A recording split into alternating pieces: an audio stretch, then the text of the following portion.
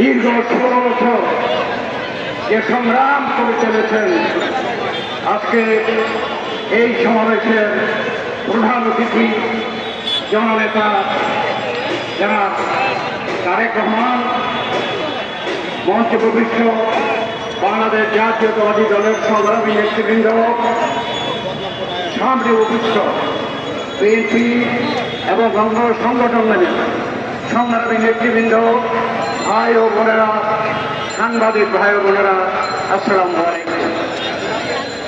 আমি আজকে এই আন্তর্জাতিক গণতান্ত্রিক দিবসে প্রথমে আমি শ্রদ্ধা নিবেদন করি এই বাংলাদেশে গণতন্ত্র প্রতিষ্ঠার জন্য যারা অবদান রেখেছেন, তাদের মধ্যে স্বাধীনতার ঘোষক শহীদ প্রেসিডেন্ট জিয়াকে, যিনি এদেশে একদলীয় শাসক ব্যবস্থাকে বিতাড়িত করে বহুদলীয় গণতন্ত্র প্রতিষ্ঠা করেছেন।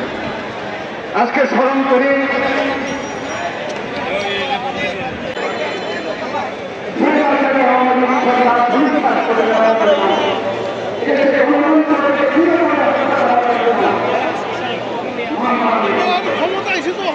হবে, তার মধ্যে প্রধান হচ্ছে জনগণের ভোটের অধিকার।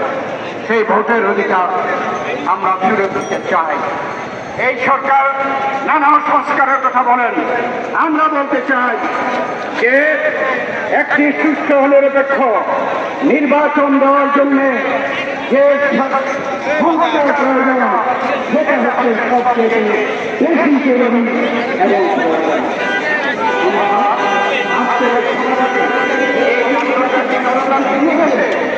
আমরা এই নিরপেক্ষ অগ্রবর্তী সরকারকে আমরা অনুরোধ করতে চাই,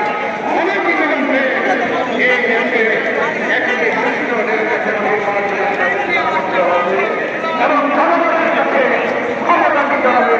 জনগণ ভোট দিয়ে জনগণের প্রতিনিধি পার্লামেন্টে বসাবে জনগণের সেই পার্লামেন্ট সরকার। আমাদের এই সমাজকে এত বড় একটি পরিবর্তনের পরে স্বৈরাচারী সরকার যে সকল অকাণ্ড করে দিয়েছে, অনাচার করে দিয়েছে, অত্যাচার করে দিয়েছে, তার বিচার করা উচিত এবং তার আমরা বিচার অনুজীবনের দরকার।